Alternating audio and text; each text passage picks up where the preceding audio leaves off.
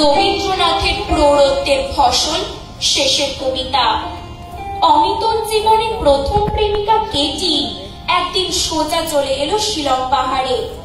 অমিতর দীর্ঘ অজ্ঞাত বাসের কারণ সরেজমিনে তদন্ত করতে। অমিতর অন্তরের সুধাপাত্র তখন ভরে উঠেছে লাবণ্যর গভীর ভালোবাসায়। কেটি ও অমিতর বোন সিসি যোগমায়ার বাড়ির বাইরের দরজা পার হয়ে চাকরদের কাউকে দেখতে পেলে না।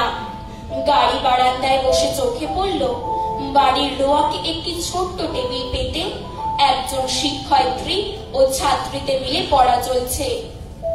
বুঝতে বাকি রইল না এরই মধ্যে বড়টি লাবণ্য। ও হ্যালো, ও হ্যালো, ও সরি। কাকে চান আপনারা?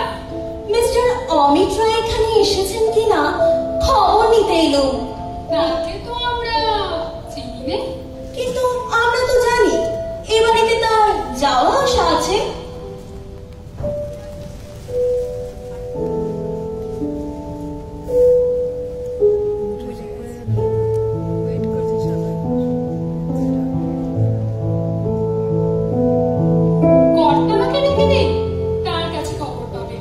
সিসি, তোমার দাদার মনটা না চিরদিন উপরে পা করে হাঁটে।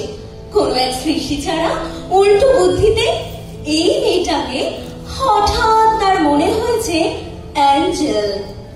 ঠিক সেই সময়টাতে অমিত এসে উপস্থিত। মেয়েরা তো অবাক। যোগমায়ার পায়ের ধুলো নিয়ে অমিত বললে, মাসি, এই আমার বোন সমিতা। বাবা বোধ হয় আমার নামের সঙ্গে ছন্দ মিলিয়ে নাম রেখেছিলেন, কিন্তু রয়ে গেল অমিত্রাক্ষ। ইনি কেতকী, আমার বোনের বন্ধু। সিসি, এরই নাম লাবণ্য। আমার কাছ থেকে নাম কখনো শুনুনি, কিন্তু বোধ হচ্ছে আর 10 জনের কাছ থেকে শুনেছ। এর সঙ্গে আমার বিবাহ স্থির হয়ে গেছে কলকাতায় অঘ্রাণ মাসে। ও, আই কংগ্রাচুলেট। কমলালেবুর মধু পেতে বিশেষ বাধা হয়নি বলেই ঠেকছে।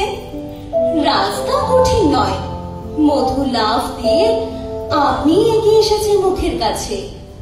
তা কমলালেবুর মধু নিয়ে তোমার তো জিত হলো, এবার আমারও যাতে হার না হয় সেটা করো। কি করতে হবে বলো? নরেনের সঙ্গে আমার একটা বাজি আছে। সে বলেছিল জেন্টলম্যানরা যেখানে যায় কেউ সেখানে তোমাকে নিয়ে যেতে পারে না। কিছুতেই তুমি রেস দেখতে যাবে না। আমি আমার এই হীরের আংটি বাজি রেখে বলেছিলাম তোমাকে রেসে নিয়ে যাবই।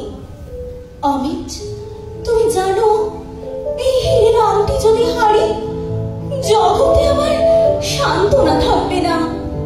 এই আংটি একদিন তুমি দিয়েছিলে, এক মুহূর্ত হাত থেকে খুলিনি, এ আমার দেহের সঙ্গে এক হয়ে গেছে। শেষকালে আজই শিলং পাহাড়ে গিয়ে বাজিতে খোয়াতে হবে। যদি প্রশ্ন করো বাজি রাখতে গেলাম কেন, তার উত্তরে বলি মনে মনে নিজের উপর অহংকার ছিল, আর মানুষের উপর ছিল বিশ্বাস। অহংকার ভাঙলো, এবারকার মতো আমার রেস ফুরলো। আমারই হার। মনে হচ্ছে অমিতকে আর রাজি করতে পারবো না। তা এমন অদ্ভুত করে যদি হারাবে, সেদিন এত আদরে আংটি দিয়েছিলে কেন? সে দেওয়ার মধ্যে কি কোনো বাঁধন ছিল না? এই দেওয়ার মধ্যে কি কথা ছিল না যে আমার অপমান কোনদিন তুমি ঘটতে দেবে না? বাজিতে যদি হারলুম, তবে আমার এই চিরদিনের হারের চিহ্ন তোমার কাছে থাক অমিত। আমার হাতে রেখে একে আমি মিথ্যে কথা বলতে দেব না। এই বলে আংটি খুলে টেবিলটার উপর রেখে দ্রুত বেগে চলে গেল। এ এনামেল করা মুখের ওপর দিয়ে দর দর করে চোখের জল গড়িয়ে পড়তে লাগলো। লাবণ্য অমিতকে বললে, একদিন একজনকে যে আংটি পরিয়েছিলে আমাকে দিয়ে আজ সে আংটি কলালে কেন? তোমাকে সব কথা কেমন করে বোঝাবো না?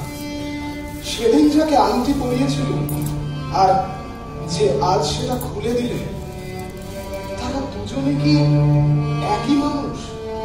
তাদের মধ্যে একজন সৃষ্টিকর্তার আদরে তৈরি আর একজন তোমার অনাদরে করা। কথাটা সম্পূর্ণ ঠিক নয়। যে আঘাতে আজকের কেটি তৈরি, তার দায়িত্ব কেবল আমার একলার নয়। কিন্তু মিতা নিজেকে যে একদিন সম্পূর্ণ তোমার হাতে উৎসর্গ করেছিল, তাকে তুমি আপনার করে রাখলে না কেন? এই বলে নিজের আঙুলের থেকে আংটি খুলে অমিতর আঙুলে আস্তে আস্তে পরিয়ে দিলে। অমিত তাতে কোনো বাধা দিলে না। সায়াহ্নের এই পৃথিবী যেমন অস্তরশ্মির উদ্ভাসিত আকাশের দিকে নিঃশব্দে আপন মুখ তুলে ধরেছে, তেমনি নীরবে, তেমনি শান্ত দীপ্তিতে লাবণ্য আপন মুখ তুলে ধরলে অমিতর নত মুখের দিকে।